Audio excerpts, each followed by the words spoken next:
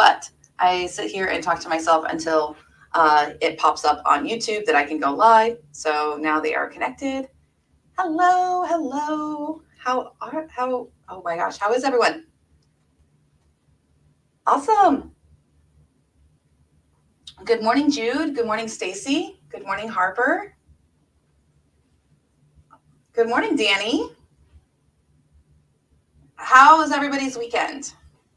And if you watch NFL, did your team win? Mine did. We're going to the playoffs. Haha. Go, Pack, go. Good morning, Dr. Ryan. Good morning, Brian. Ciao from Italy. Good afternoon over there. Hello, Ingrid. I know while you're lurking. I hope you feel better soon. Okay. I have had a very wonderful weekend. I got to work with some amazing people over the weekend on their fine tunes. I'm jelly. I'm so jealous. Like, these fine tunes, y'all, are just blowing my mind in terms of how well they're able to mimic human writing. And I want to emphasize mimic. Okay. Another little thing, a soapbox that I'm going to do on this Monday is it is a myth that the artificial intelligence thinks. It doesn't think. It literally only predicts the very next token.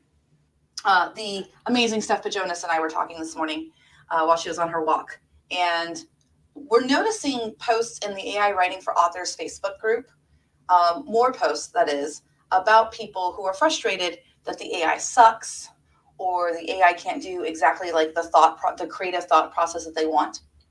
And the other thing, too, that has come up this weekend a lot for me, too, from various people, is this myth that more information is better. It's actually the opposite in terms of your prompting. So let's start with the first one, that the AI doesn't think, because it kind of ties into the second one. All the artificial intelligence does is predict the next token after the next token after the next token. So it's kind of like the example that Steph came up with, and I think it's perfect. Have you ever done any babysitting? And y'all know how I like to do a metaphor of toddlers. And some of y'all may have toddlers or grandkids as toddlers or once raised toddlers or had siblings who were toddlers. If you tell a toddler no cookie, all the toddler heard was cookie, cookie. And so you have to be very careful. Like, if you're going to tell a toddler that they have to wait till dinner, you say no food until dinner or waiting till dinner, no more snacks. Even snacks is a dangerous word. Especially if your toddler loves snacks and knows what that word means, then it's going to be like they completely did not listen to the first part. This goes back to attention. All you need is attention is actually the name of the white paper that started the development of this technology we have today that are transformers, which makes the LLMs run. And that is assigning different attention to different tokens in a predictive model. Okay, that's what the transformers do. So when you tell a toddler no cookies, all they heard was cookies. Versus if you tell a toddler we're going to wait till dinner, there was no cookies mentioned in there, and now you don't have a toddler holding onto the drawer, like with their head back, screaming for cookies, because you never said the word. Same thing with the LLM. So let's talk about that. More is not better. Another thing that comes up a lot is that if I just context stuff my prompts, my super prompts, my mega prompt, whatever you want to call it, but if you make this really long prompt and you give it all the information in the kitchen sink, does that mean the LLM is going to write better? No. Sadly, no. It's a similar problem as the cookie issue with the toddler. What happens is that the LLM does not know some of these tokens are more important than these tokens are not more important than those tokens. So that's where you, the human, has to be the validator and has to be the thinker in this relationship. So I no longer advocate or encourage, even since my pseudo-write days around this time last year, well, about a month later last year, we learned that if you were to put extra character information into a prompt, the LLM thinks it has to bring those characters into the scene. Okay? Things like if you have a character list and you have, a James Bond kind of a character, he's a spy thriller. We'll call him Jim Glue. So Jim Glue's driving the car, and he's like, I'm in a car chase. But that character list had his Aunt Ermintrude in there. Guess what? He's going to be doing the car chase, doing all the cool things because that's what your beat said. And then out of nowhere, he's thinking about his Aunt Ermintrude because the LLM had those tokens in the scene brief. and thinks it has to include Aunt Ermintrude somewhere in this car chase scene. So this is why the new methodologies that we advocate for, or at least I advocate for, are only giving it as much information as it needs to write the scene, making sure it's the right information that it needs to write the scene.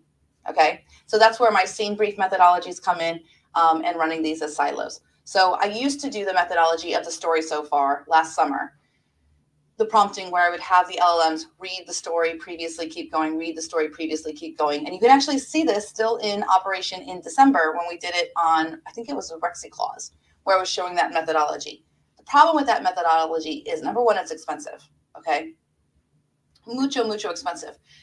When you start running those things and it gets longer and longer and longer, next thing you know, every time you're clicking the button, it's $1. The other reason I don't recommend it anymore is because I think that it leads to bigger hallucinations. When you have the entire story, and this is something that I'm seeing in prompting, you know how I feel about AI software that dictates what the prompt has to have.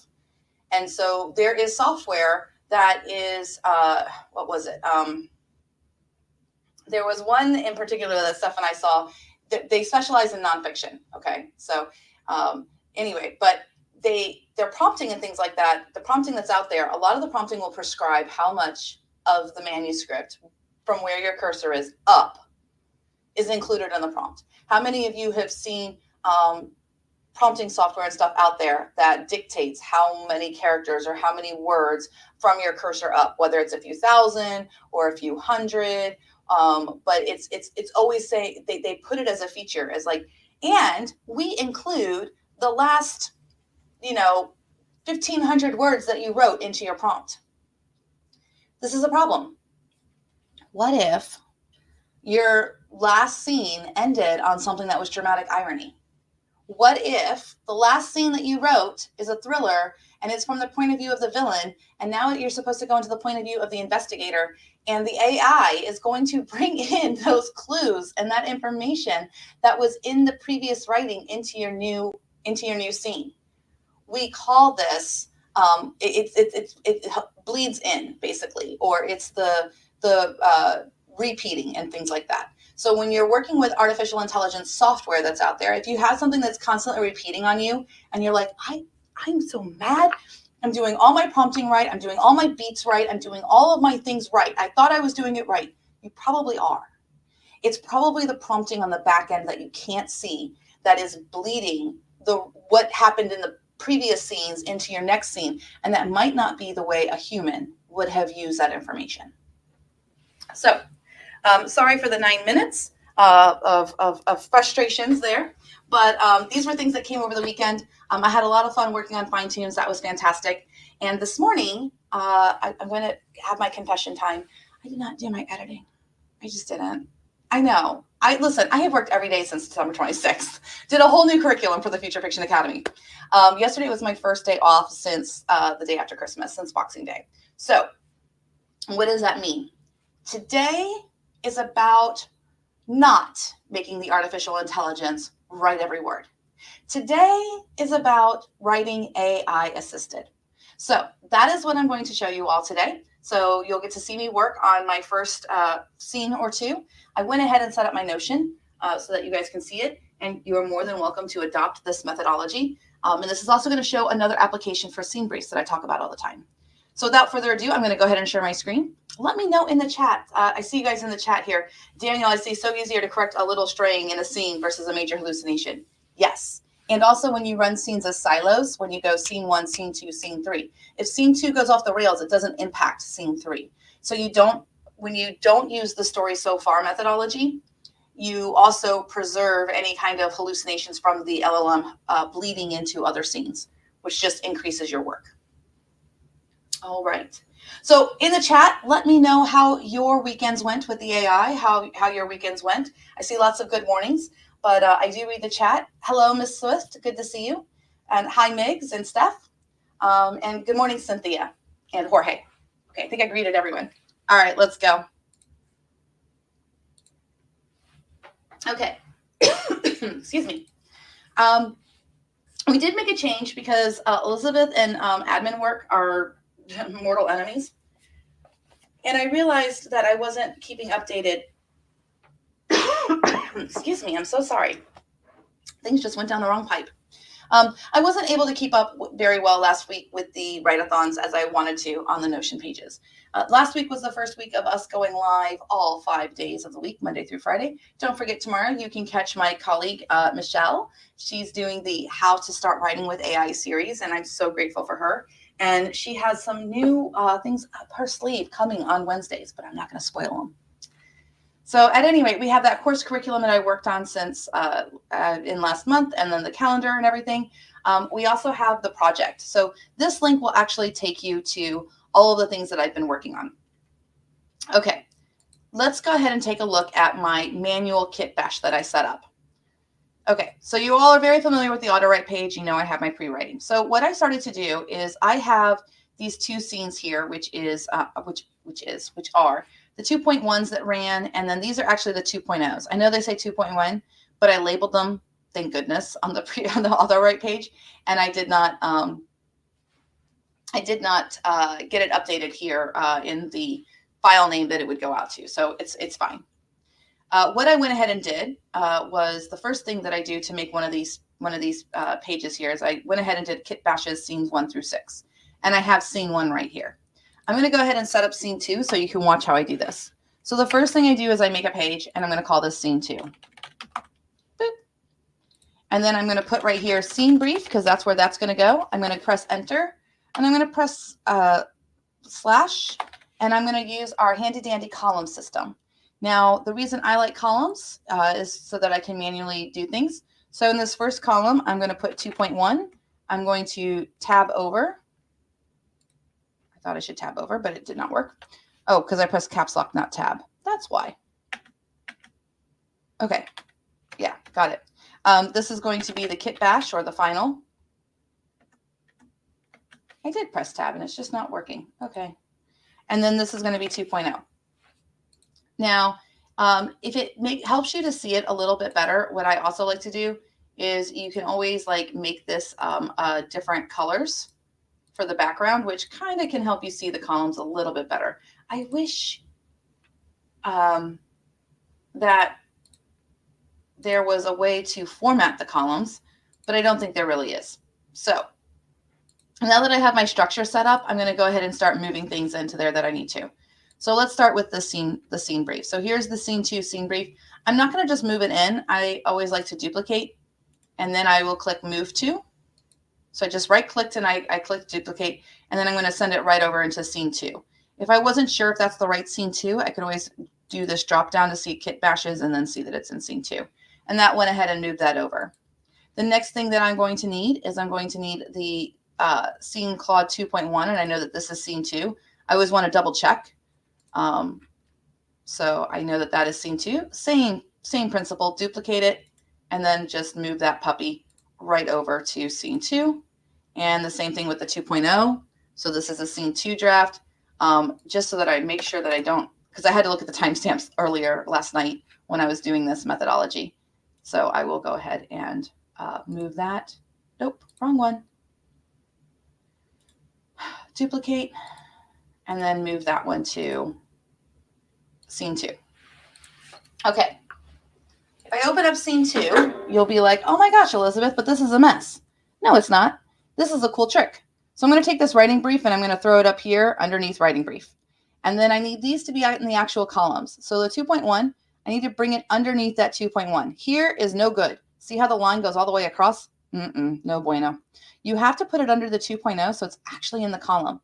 And then this one, I'm going to move it over to the 2.0 and put it in the column too.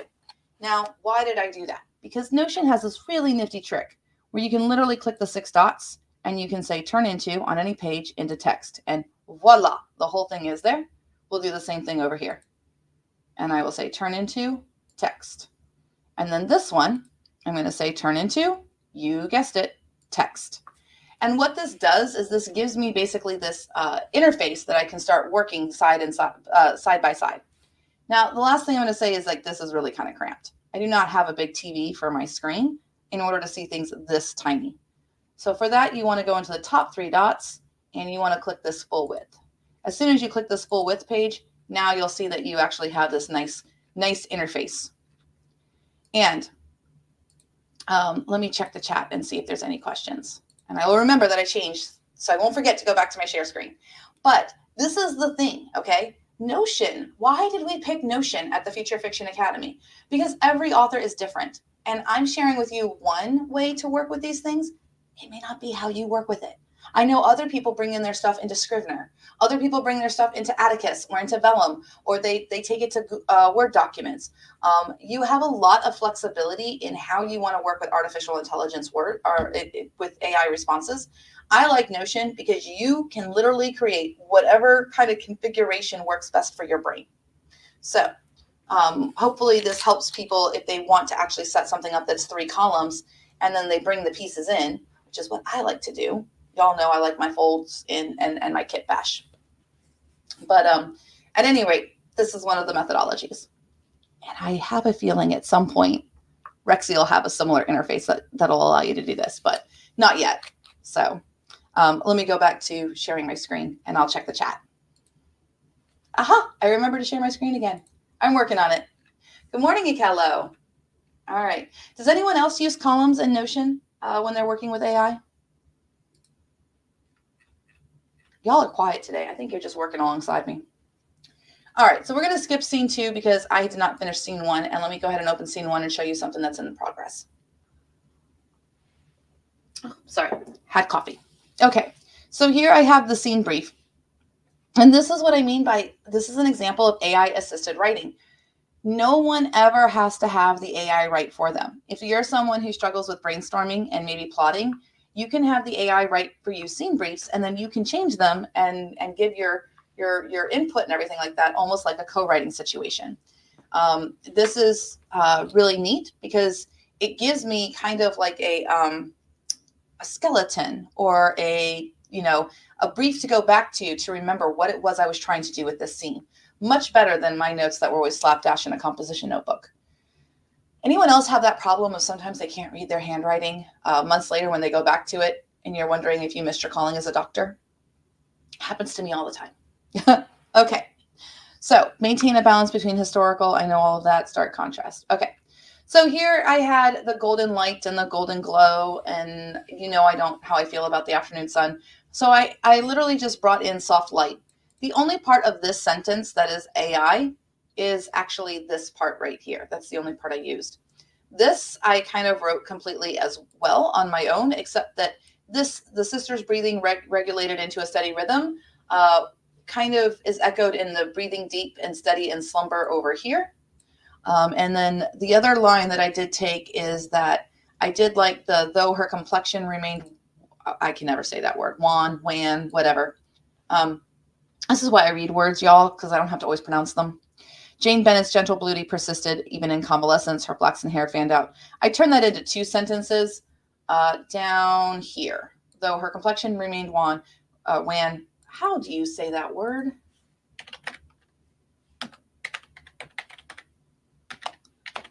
This is why we have it.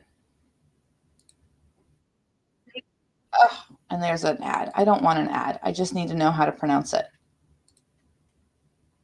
It's one. You know what? I know it means like pale, right? One etymology. Oh, it means dark. Interesting. But then later pale and gray. Now that is interesting. How in the heck did the word change meanings? You know what? We are going to change the word because I can't say it. And it's got my readers. I think my readers would know that I meant pale. But if I want my readers to think pale and I don't use the word pale, then that's on me. So let me go here. Though her complexion remained, I could say pale, but it's such an expected word. Though her complexion, we need a thesaurus.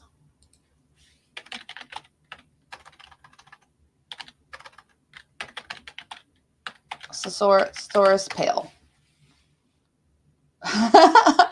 Though her complexion remained pastel. How about pasty? Weak, feeble, wishy-washy? No, none of those. You know what? We're going to use the AI. Describe a woman sick after 2 days of few liquids and describe a woman's complexion.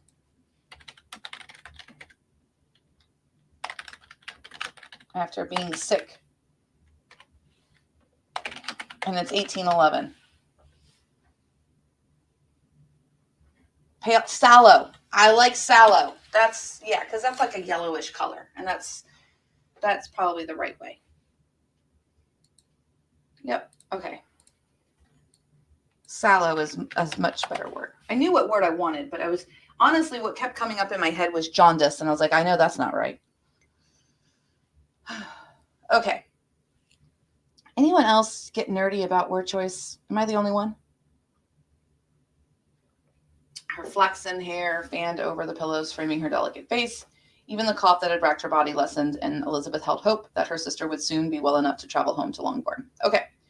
The cough that racked her body, there was a phrase here, back over here, that it talked about her racking coughs plagued her these last days. So this is demonstrating how, if I was to actually color code this, for example, so let's just do that real fast so you guys can see. I'm going to color code purple, and I'll say that this was inspired by, and actually let's go with red because I don't think you guys can see the purple. Or orange. Yeah, orange is nice and bright, so we'll use orange. So I'm highlighting the words that I know I pulled from the AI. 2 days, unexpected, so that was mine. That was mine. That was all mine. That was all mine. Gone where the fitful test is. Okay, and then I know that I pretty much grabbed that sentence, and then I'll go all the way racked her body because it was also influenced by the AI. Looking for diversion. Okay, and then down here, I know I grabbed this from right over there. So this is definitely AI, and I was working on this. So that was orange backgrounds. And then this was also AI right here because I liked that dialogue. So there you go. I hope this kind of demonstrates a little bit what AI-assisted writing can look like, where I'm taking pieces of the AI, but I'm interjecting my own writing into it. And I think that this is a very important process to share with people. I know very often I share, how I'm prompting the AI just to get it to do the heavy lifting on the writing. But I think that there are other applications too for AI-assisted writing. You don't necessarily have to use the AI for writing. And many people would even want to rewrite the parts that are AI as well. Let me see in the chat if anyone here. Oh, yep. Oh, thank you. Waxing. I'm looking at this. Dark gray became light gray. It's pronounced like Juan. Thank you. Thank you so much. I cannot even say that. Bodegazilla. Bodegazilla? Bodegazilla. I'm going to need a pronunciation on your YouTube name. Your handwriting gets worse every year. I hear it. And you have that problem as well. Okay. So let's keep going here. What I was writing here is there was a line here that looked up to see Caroline Bingley entering, an expression of patently false solicitude arranged on her sharp features as she peered around the room. I don't like that line. Number one, I think that it's a mistake of narration. Like, I think it's a mistake of point of view in the sense that how could Elizabeth immediately decide she's got a patently false solicitude arranged on her sharp features? So I'm actually going to say this, an expression of, what is the word I'm looking for? Caroline Bingley, I want her to look into the room and she is anxious. She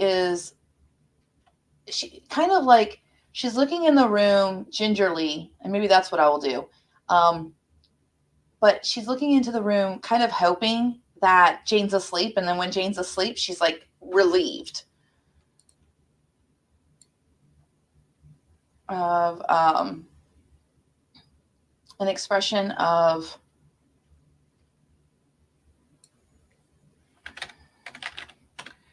anxious, I don't know. looked up to see Caroline Bingley entering.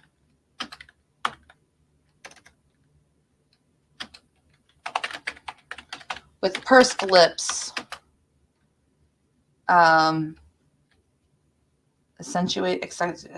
gosh.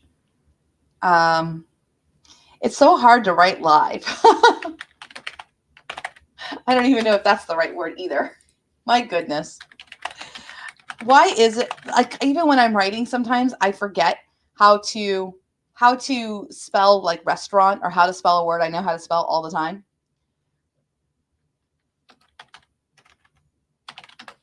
Her sharp features.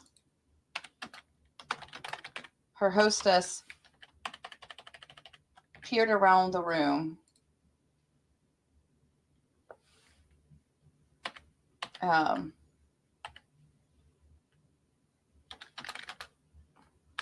And gasped. Both women shared a smile of relief. There we go. So I changed basically the blocking. That's what I like to call it, the action. But I like to think of it as blocking for my years in doing theater education and things like that. I always love to write in a way that I like to look at the characters and be like, okay, how are they going to behave on the stage? And that's where I love being a creative director, and I always have. And that's where AI kind of lends that to there. It lends me to that ability. So footsteps sounded in the corridor outside, followed by hushed voices at the door as the door latch clicked open.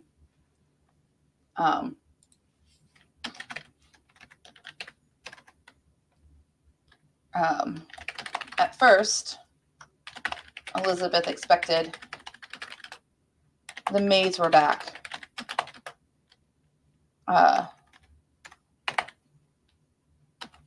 To see to the pot. Instead, I'm just going to put Caroline Bingley entered.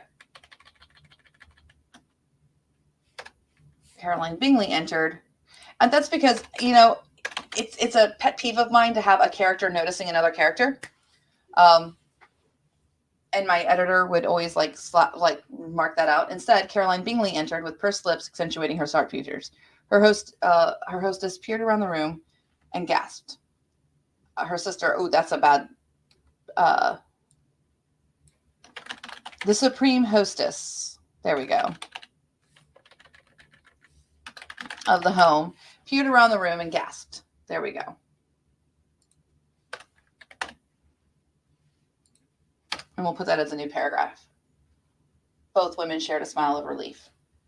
Okay, so a lot of this is not AI anymore. So this is me. So no orange background. This should be no orange background. None. Default background. There we go. And I did this part, and I did the supreme hostess of the room. So I changed that too. You don't have to mark it up with what's AI and what's not. I just like to do that. Tisking as she drifted closer to the bedside. I do hope her condition has not worsened.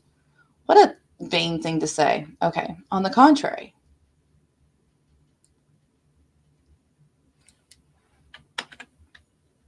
Okay, I like that.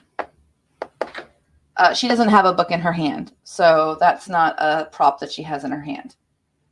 So we'll just say evenly. Her color shows improvement, does it not?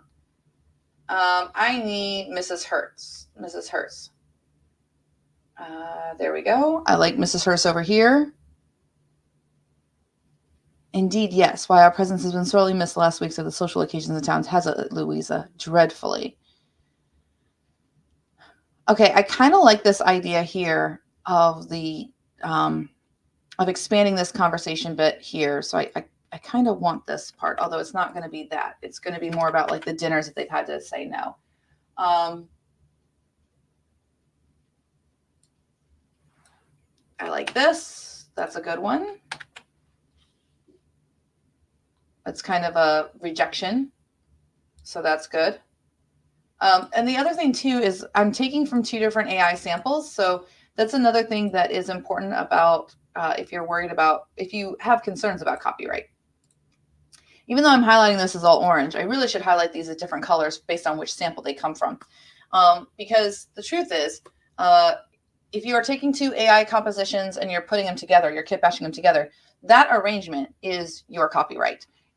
This is something that we have to deal with all the time with derivative fiction, your arrangement and injection of new words and everything like that. So the individual words that I'm highlighting as orange would all be public domain, but this specific layout, this specific arrangement with the other words interspersed in would be my copyright.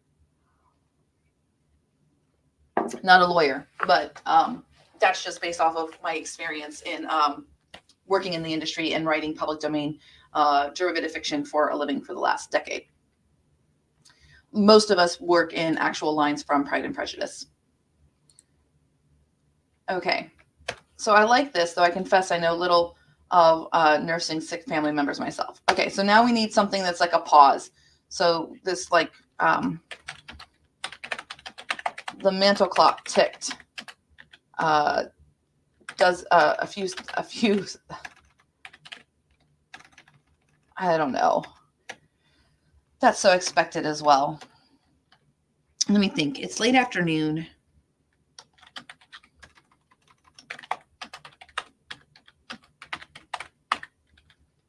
Two birds flying near the window and some dispute of nature filled the silence as the small talk between the women, and it's not small talk. I'm editing as I go. This is bad. Filled the silence as the small talk about Jane's condition ended. Elizabeth, what is it?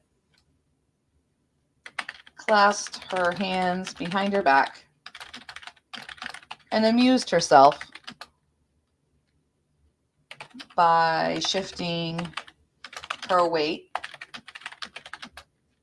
from her heels to the balls of her feet.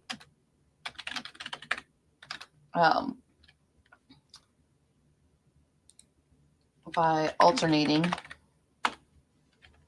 a shift of her weight from her heels to the balls of her feet. She took back. Nope, I'll wait that insult later. So Caroline's not going to rush to agree. Caroline awkwardly broke the silence.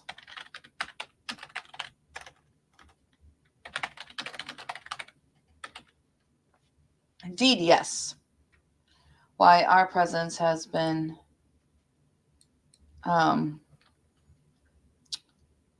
so hasn't it, Louisa? And with Miss Bennet on the mend, I expect we will all resume our social obligations in this small hamlet. Why, our presence has been sorely missed these last few days at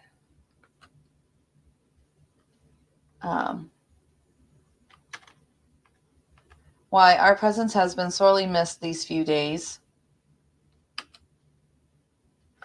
Why I'm trying to say like at least a bunch of dinners, but I don't want to double ats. Why our presence has been sorely missed these few days. As I've had to send regrets for 2 dinners and a tea. Hasn't it, Louisa? Okay, there we go. All right. Dreadfully. That's hilarious. All right, so Elizabeth's going to get angry.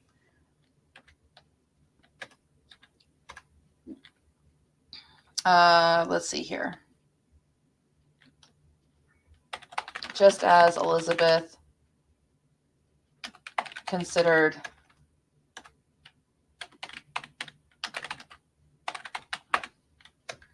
the insult, or how do I want to say this? Just as Elizabeth channeled her anger at the two most insipid siblings of her acquaintance, Jane stirred in the bed.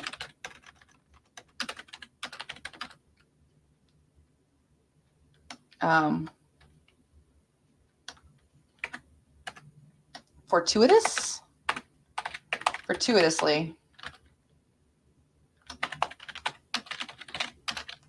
Lizzie remembered her purpose, to care for Jane. And so now I'm going to say here, perfect, because this is a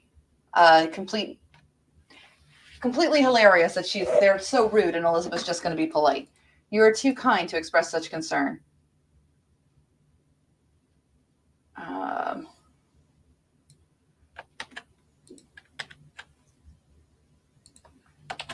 So it's sarcastically meant.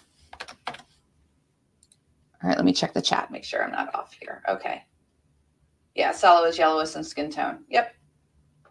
It's a portmanteau of bodega, Cornish. I know what a bodega, and Godzilla. It says bow, the weapon, de Godzilla. Bodegazilla. Bodegazilla. Okay, I see that now. Okay. I feel like I'm not getting very far. That's the downside of this methodology. This is really for authors who really like to have their hands dirty in their words, and I do sometimes. And don't get me wrong. And apparently I misspelled fortuitously here. Fortuitously. There we go. You are too kind to express such concern. But I do like this methodology because it helps me to see better, or just to get over myself. I know that this is a lot of words in terms of, let me just put it all default background. If I really think about how many words I had to construct, how many words I had to generate in order to make these words happen, it's still pennies on the dollar. So if I want to see how many words this particular section is, usually I can get to my word counter plus. There we go. And nope, it did not. I think we're probably at about 500. It does not want to do it. So here, we'll use a word counter. One of the things is I like to use the word counter plus, but Notion, for whatever reason, prevents it. 569 words. So not shabby. And I honestly don't feel like I'm writing. I feel like I'm having fun with this. I'm like, no, not that. Yes, this, no, that. So we'll be able to get this scene here finished up here before the 11 o'clock hour. So we've got 20 minutes left. You are too kind to express such concern.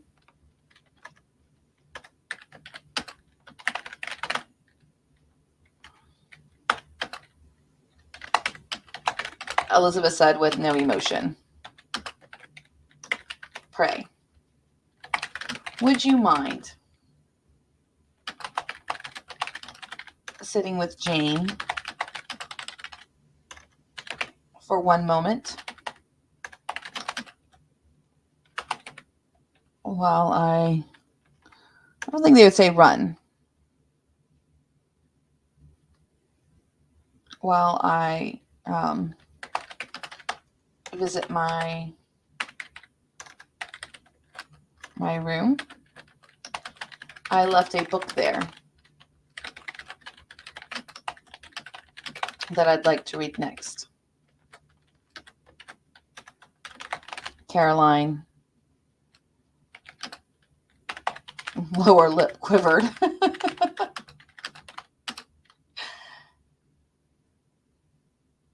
As she addressed Elizabeth. Always the consummate reader. I suppose we do not mind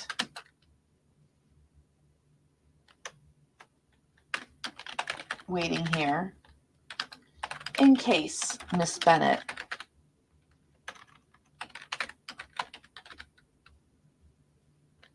needs anything at all. Yes, anything at all. Mrs. Hurst parroted, and Elizabeth raised her eyebrow.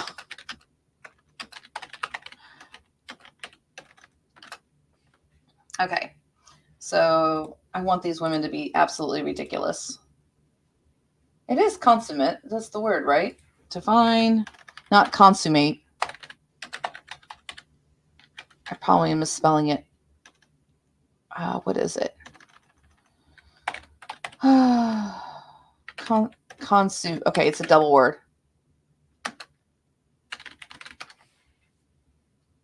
Yeah, okay, it's double, like a consummate liar. So, which makes sense because there's summa, consumma in Latin would be with, like, supreme. Like, summa cum laude. So it's just an extra M. Okay, the consummate reader. I suppose we do not mind waiting here in case Miss Bennet needs anything at all. Yes, anything at all. Mrs. Hurst parroted, and Elizabeth raised an eyebrow. But she took the gift of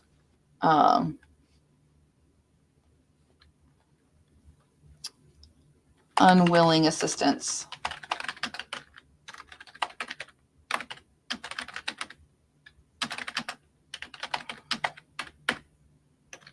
And dashed out of the room.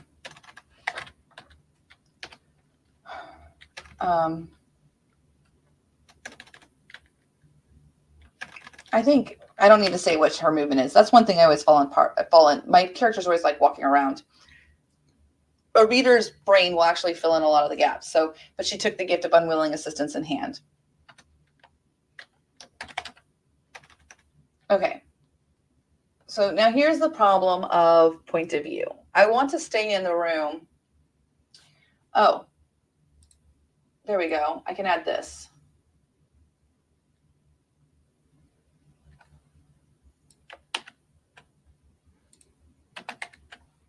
With a final glance at her somebody, she quickly slipped quietly from the room. Okay, so now you have to do a transition. She's got to get to her room and come back. True to her word, the retrieval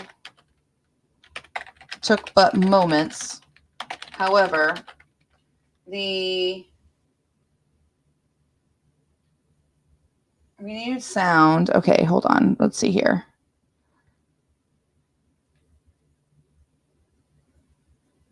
The muffled sound of her strident whisper. I think the muffled sound of Caroline's whispers. Let's do that. I don't think I need strident. Of whispers.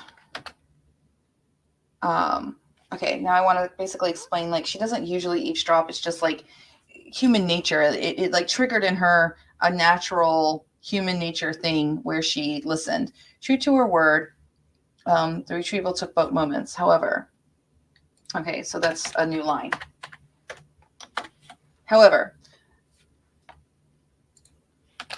upon returning to Jane's room, sick room, the muffled sounds of Caroline's whispers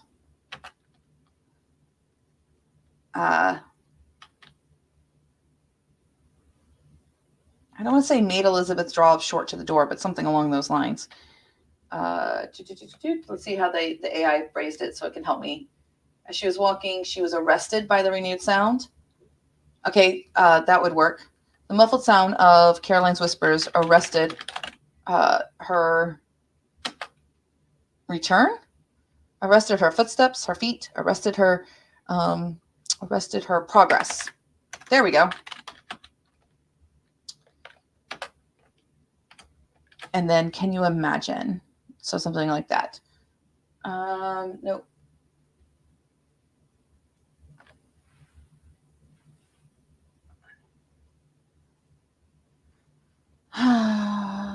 Something along those lines. Let's see here. There we go. Excuse me. I like this part. Can you imagine Louisa, Mr. Darcy, finding anything pleasing about that girl, so sun-kissed and unrefined?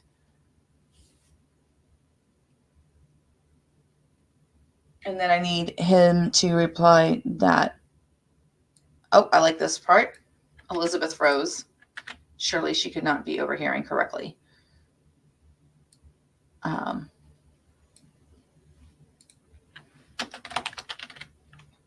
She was absolutely no person of consequence to Mr. Darcy. Why would Miss Bingley even concern herself with such a matter? Involuntarily, she stared down at the, I don't want to say sun-kissed. So we're going to say here, because being tan, of course, was such a negative thing, which I hate, but so done and unrefined. So we'll use that, which is from there and at the sun-kissed backs of her hands. The consequence.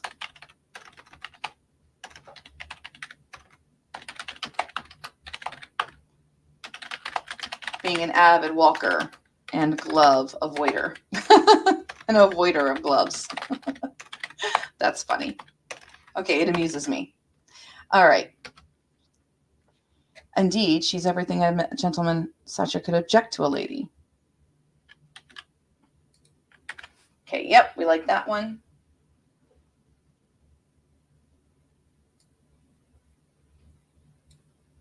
Barely tolerable. Would have him be as much a slave to love as that fairy King Oberon. Well, we all know men of sense are not so easily ensnared.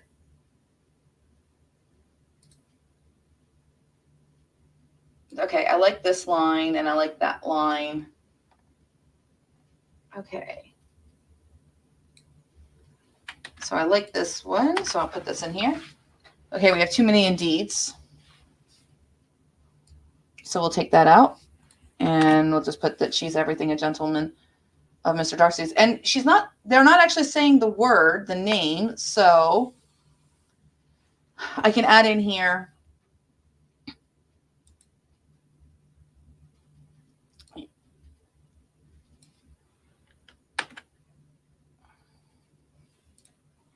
Here, nevertheless.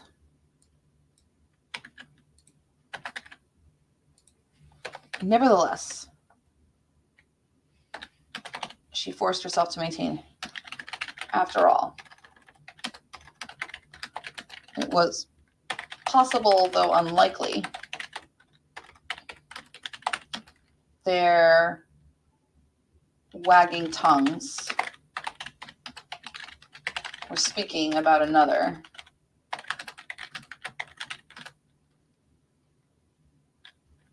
Perhaps another lady in London who had set her cap for Mr. Darcy. Just as she was about to enter the room and remain in, what's the word? Unbothered.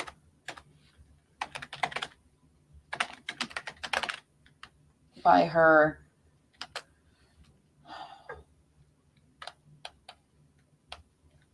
ill-timed eavesdropping.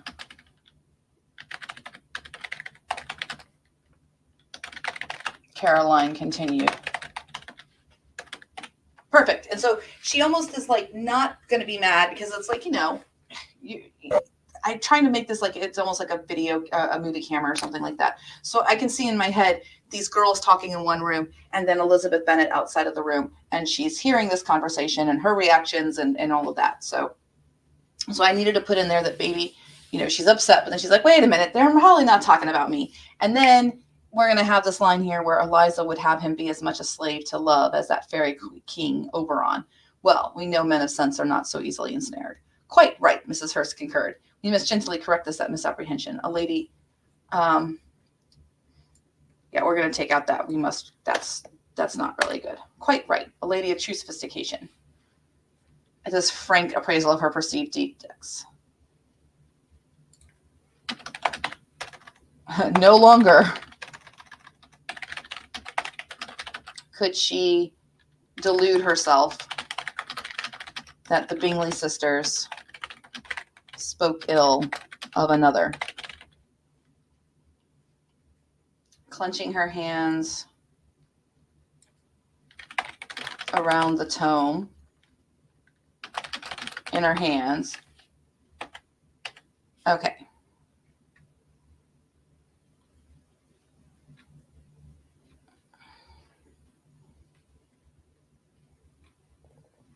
Okay, there we go. But the cold veneer of civility remains intact. That line does not make any sense. Oopsies. Apparently when I deleted that, it deleted the, it brought this column over. So I guess the columns can flow. That's kind of interesting. All right, let me see the chat and see where we're at. Okay, everyone's still just in the chat hanging out. Got it. We've got 8 minutes left of this live. And we are at, This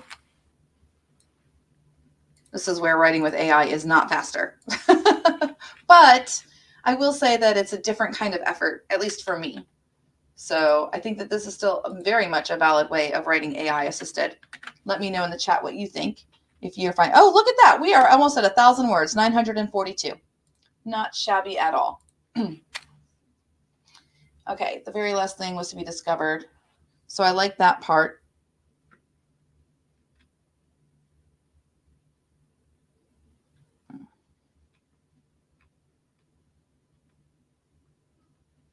Okay, I like this part here. And they're leaving. So, and her family. No decorum at all. Okay, I like this part. She wrestled the urge. And her family. How dreadful. And they wouldn't say Mr. Bingley. And our brother. Oh, dear Jane as well, I'm afraid. That they would disparage her.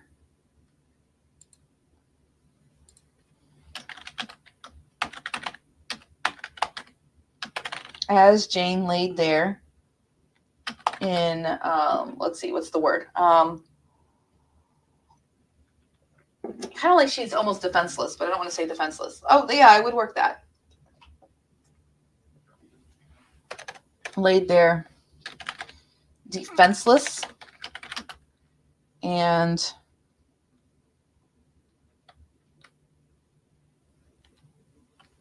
vulnerable was beyond insult.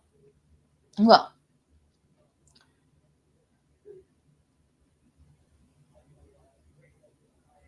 we must make it known. I'm going to rename this.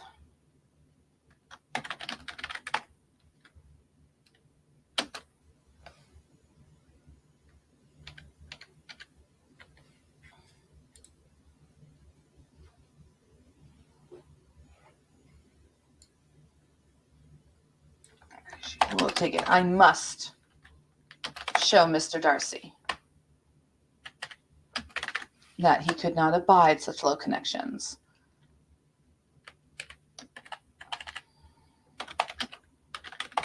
His fascination with Miss Eliza must be stopped. Indeed, it is our duty as friends, Mrs. Hurst affirmed. We must guide him towards a lady of far superior breeding and sophistication. The two women cackled.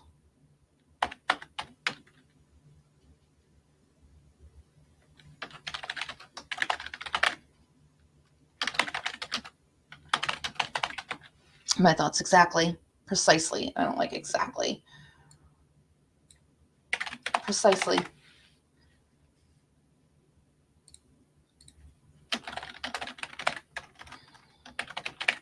Miss Bennet is soundly asleep.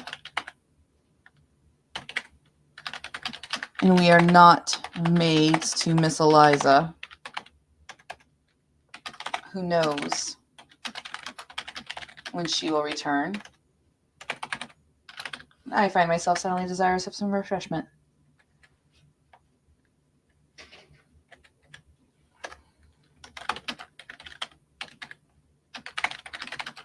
Around the corner,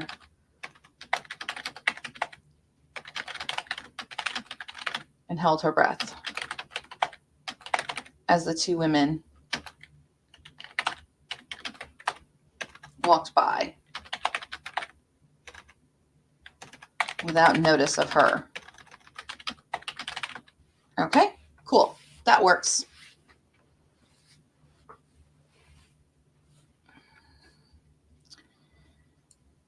Echoed bitterly in her mind as she resumed her place. Okay. Did I put fine eyes in here? I think I did.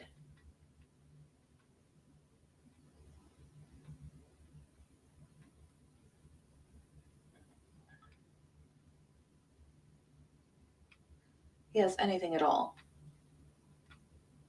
Pleasing that girl.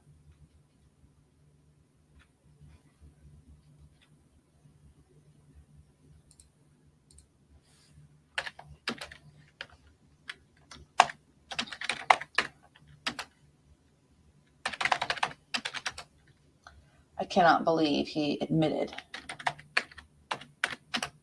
to enjoying her fine eyes.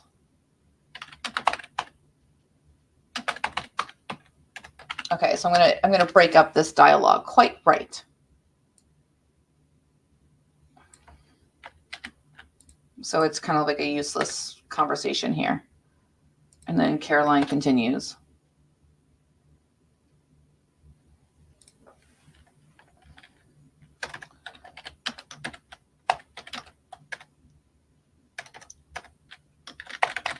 Caroline sniped. A touch of bitterness in her tone. A true lady, a lady of true sophistication.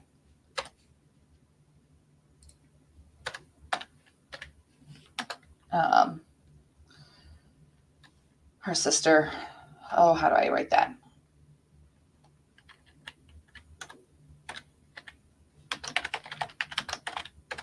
Louisa Hurst.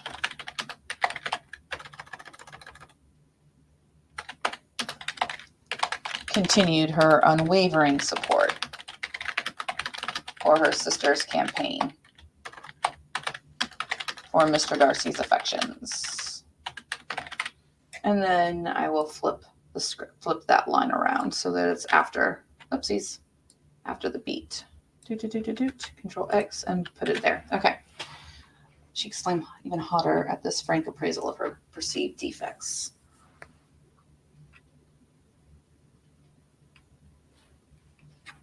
And her family. Perfect. Okay. And I like that. Since she brought in the Oberon, it's perfect that she was going to use Midsummer Night's Dream. All right. So we are almost at the end here. I know there's not that many of you. I hope you were able to get your work done. I'm going to pause right here. But I think I'm happy with the fact that I'm teaching live and I managed to get, let's see here. What did we get? What? 1, 2, 3, 4, y'all. 1, 2, 3, 4. 1,234 words in an hour that I'm pretty happy with. So let me pop back over to me. Okay, well, that was an hour of writing assisted with AI. Again, it looks very different than like having the AI write everything.